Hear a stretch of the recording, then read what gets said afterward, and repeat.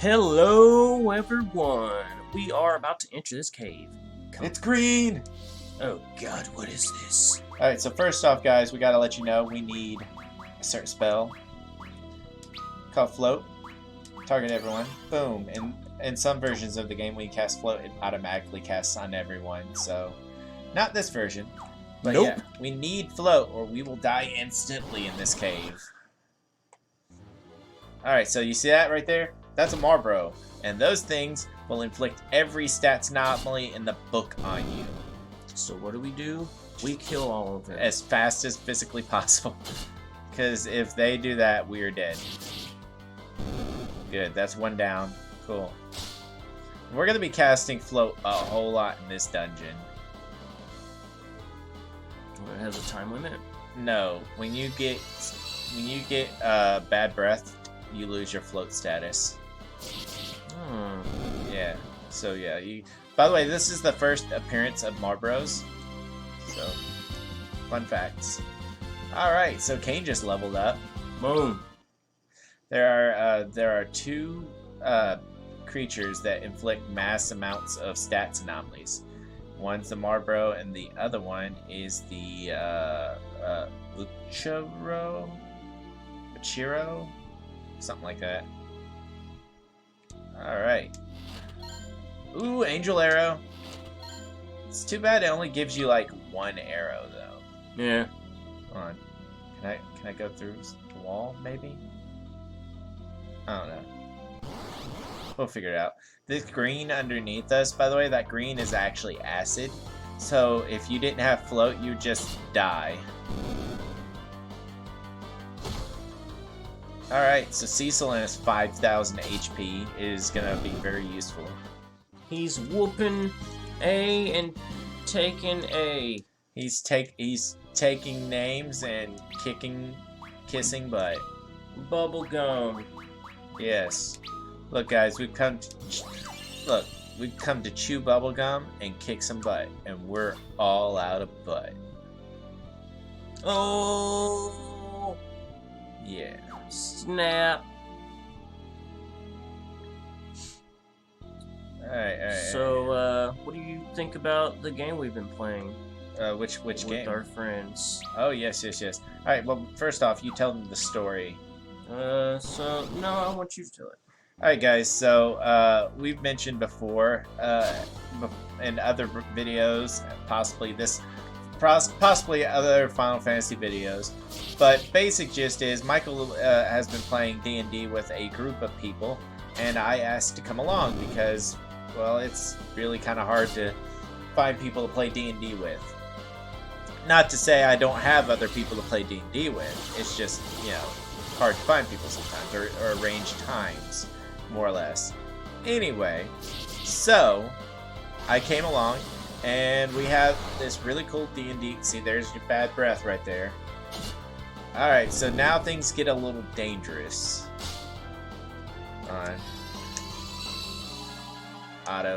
Turn off auto battle. We're gonna Okay, that's fine. But yeah, when Cecil's frogged, it's a bad time.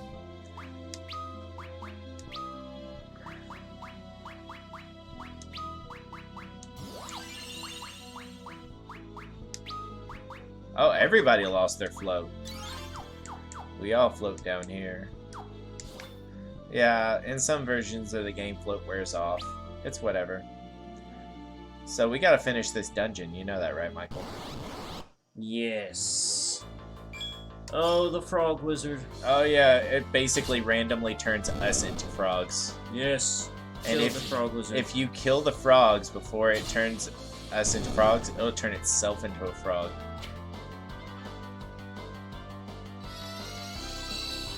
Nice. Come on, Cecil. Nope. Alright, so Cecil's a frog, again.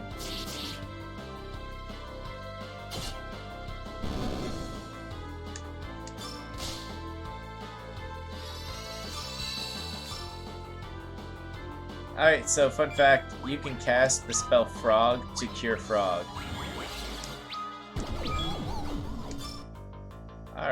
turn yourself into a frog. Nice. Dead. So, yes, I came by and we have this pretty cool group. It's about 5 or 6 people. Oh, aficionado, apparently. Oh, snap. Yeah, let's switch back to Cecil. Alright. Turn on the map. I might have to, like, finish this map off camera. Because it's a pretty big map, you know what I mean? That's what she said. Ooh. Alright, so here's the D&D story that I'm aware of, okay? This band of people have already fought a wizard and quite a few other people. They're sent out. They got a caravan together and they're about to go after some bad guys. And so I joined. Okay. First off, before I explain who I am, let me explain everybody who's in the party. Okay. We got a wizard who happens to be a drow. Yes, and this a very attack happy wizard. Like, this is the most melee wizard I've ever seen. But yeah, all right, and I it's like Pinner or something like that. Yeah, Pinner's the name. Then we got ourselves a you're a sorcerer, right? Is that yeah? So we got ourselves a sorcerer, a dwarf sorcerer, and my name is Hogar Boulderbrow. You want to explain your personality? Because you probably explain your personality a little better than I can. Nope. You can tell. All right, so he's a very let's see. I'm not gonna say full of himself, but he basically apprentices the wizard. And yeah, he's my my apprentice. Yes, and you know, I guess that makes sense in retrospect. But yeah, he apprentices the wizard, and he basically he kind of takes that role upon himself as kind of the leader of the 2-man group. Then you got yourself a barbarian. He's human, right?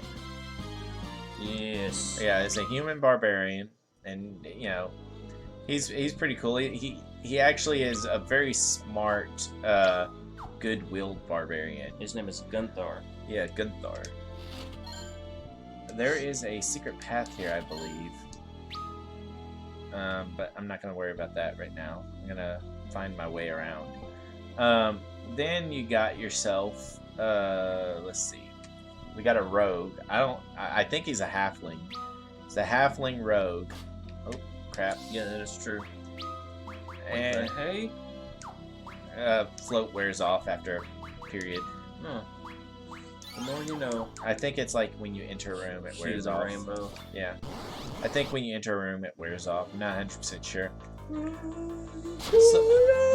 But yeah, he's a halfling rogue. I can tell very little from the rogue's personality because he doesn't speak or do anything other than act. He acts, and he's really good at being a rogue. Let's see, who else we got in the party? We eventually end up getting a druid, but he's not in the party right now. And I believe that's it, really, other than me, correct? Well, the druid isn't in the party. He's not right, like, at the time of the start. Oh, yeah. Yeah. So anyway, and so you have these people. You have the barbarian, you have the wizard, you have the sorcerer, and you have the rogue. And the monk. Oh, and the monk. I forgot about Jin, the Flame Fist. Actually, to tell you the truth, Jin's probably my favorite character in the whole party. And that's no offense to you, Michael. That's okay. But yeah, he's got a very heck yeah kind of personality that I can really agree with. Hold on, the middle one gives you some really good items actually. So let's go to the middle one first. But so Jin is a monk who happens to be of the Drunken Path, and Pretty sure it's by design. Yeah, and he kicks some real butt. He does a whole lot of damage, and so yeah, and he's a very, oh man, how would I describe him? Like a Mugen style character. Yeah, he's like drunken hip hop, but not thuggish. He's more He's more a bar guy, like a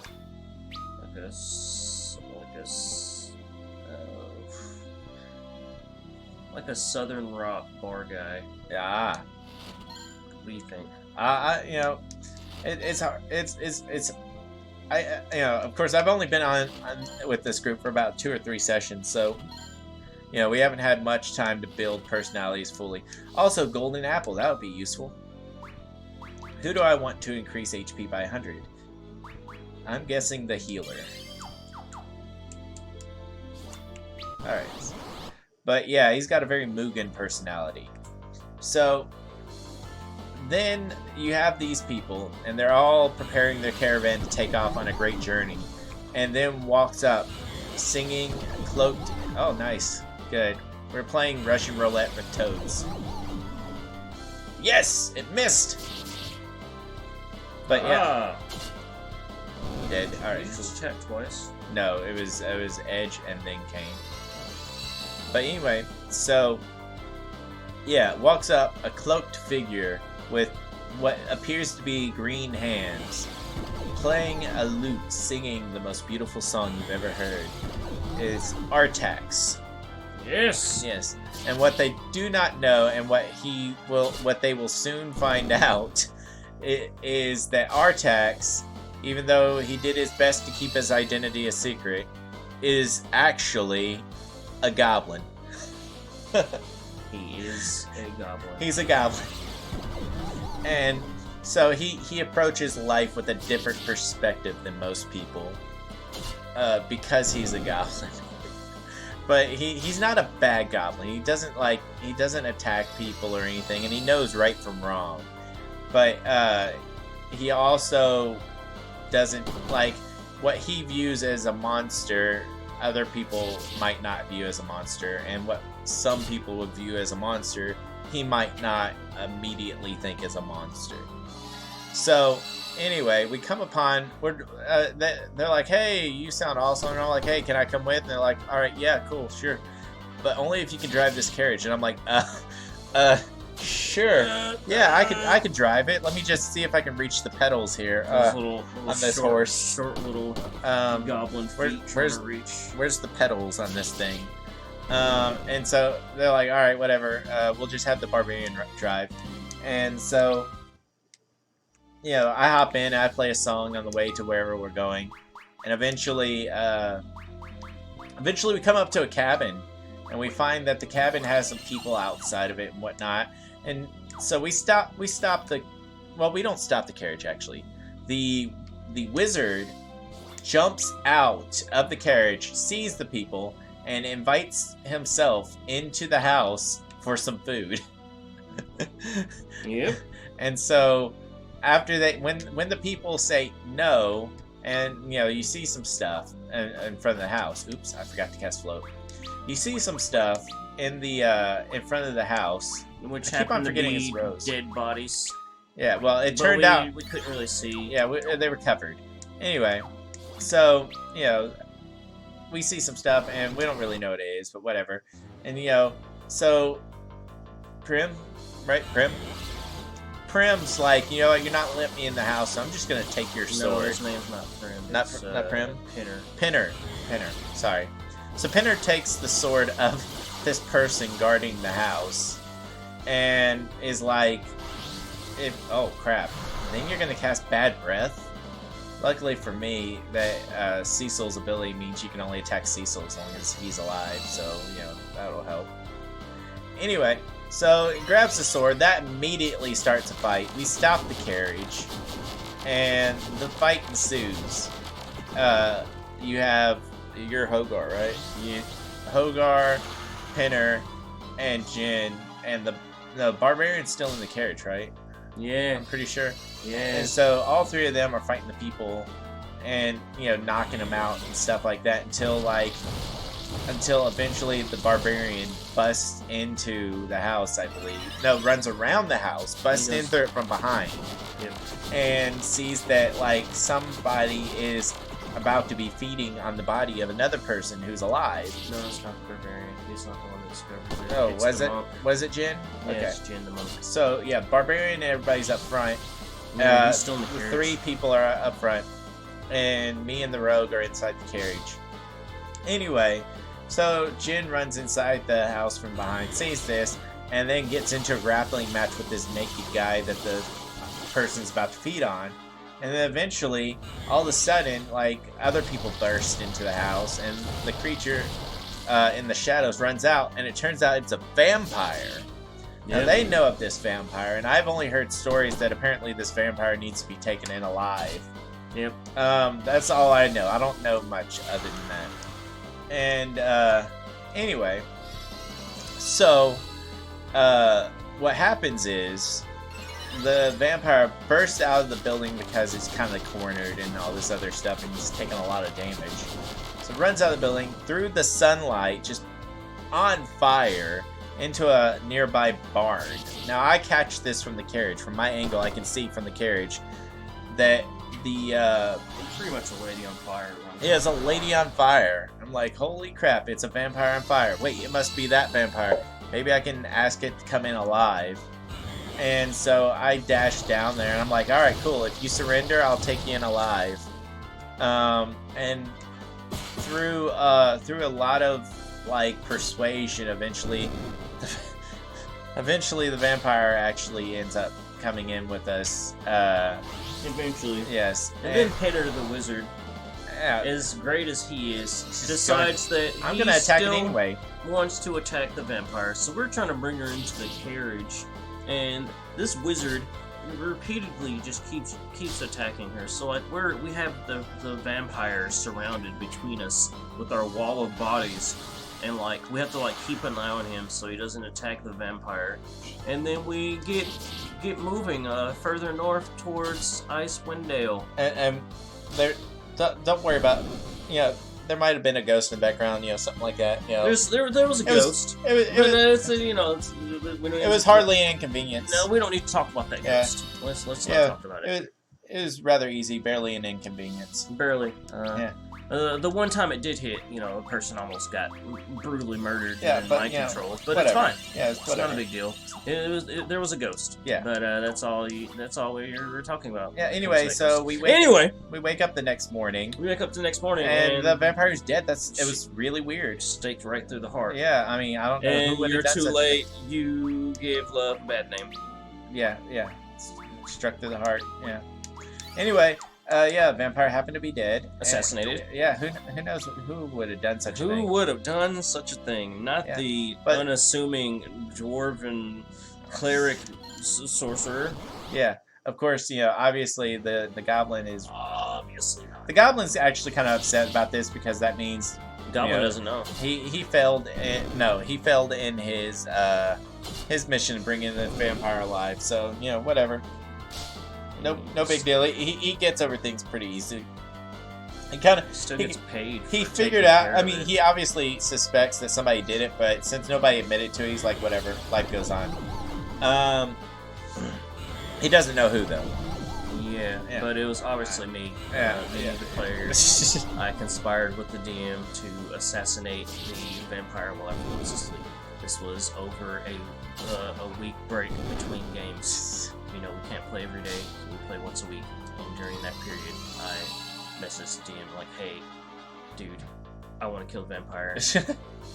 Well, what do you think? And he's like, dude, alright, you can roll. So, game starts. We're sitting around the table. He goes over, close to where I am. I roll a d20 all nonchalant like. He takes a look at my 19 on my stealth roll. Oh, by the way, my dex is 10. So I'd get straight rolls for my dex. And that's just kind of how that worked out. Yeah. Eventually we end up coming to a town that we're supposed to be going to, Bremen or something like that. Bremen. And of course we find that a town is under siege by a guy that you have history with. Well, not personal history. Not personal history. He's been on the top of my to kill list since we got the escaped prisoners roundup mission. He was one of the people that I was immediately like, I want this guy dead. His name was Cyrus the the Vile Bittersley or something like that, and I changed his name to Cyrus the Pervert. That's pervert, Cyrus Bittersley. Yes. And yeah, so we found out that Cyrus the Pervert. Yeah, he's a serial killer. He preys on women and children. Yeah, so. He apparently has held up in a town and has like a whole bunch of children captive. Yeah, and so the town guard can't do anything about it. And they're pretty much being used against their will to attack us, or their children are killed. Well, hold on, I'm not talking about that town. I'm talking about the town guard that we're at. Yeah, it's the same town. Well, Bremen? Yeah, that was the same town. What? Alright, so we show up at a town and get told that. Yeah, that's the town I'm talking about. Oh, so not yet. Alright, so we get told, and they can't do anything. Nope. Because, they're afraid that, the people won't trust them and all other stuff. Anyway, some shifty guy with a cane walks up and, hears that apparently the Zentarum might have something to do with this. What's Zentarum? Oh man, who are those? So the shift guy is like, I don't know anything about the Zentarum, but I could come with because I have some business in that town. Yeah, this dude walks up from and we're like from out of town, out of breath, freaking walking with a cane, looking all kinds of shade. And of course, out of game, we're like, he's obviously Zentarum, but we can't prove it. No, I was like that. Other people just thought I was being like super suspicious. No, I knew it was Zentarum. No, they thought I was being paranoid, but deep down I knew that he was shady AF, and I wanted him to not be alive. Yeah, me too. And I didn't know that you agreed. You're the first person to agree. And when it, all right. Spoiler alert: he was Zentarum. Spoiler alert: he was super shady. He immediately fled during the beginning of the conflict that was about to ensue. He was very much Zentarum. And then he shows up again, and stuff goes down, which is gonna be talked about by Glenn here soon in the next episode of Final Fantasy IV. Yeah, we'll finish this story then. And of course, if y'all haven't subscribed to Nerd Steel channel, what are you doing? Yeah, come on, man. We're a small channel struggling to grow in our subscribe count. We appreciate all of you that watch our videos, and we want more of you guys to watch our stuff. We're almost at 3. We're like almost at 3 years recording videos, and we want to, record them for the masses. Yeah, we were up to 62. We're currently at 61. So go ahead, hit that subscribe. You can bring us back up. Maybe, hopefully, we got 3 months to hit our goal this year. Yeah. That's 14 subscribers away. So yeah, join us. Join us. And of course, when this posted could be next year. Anyway, we'll see you later. See ya.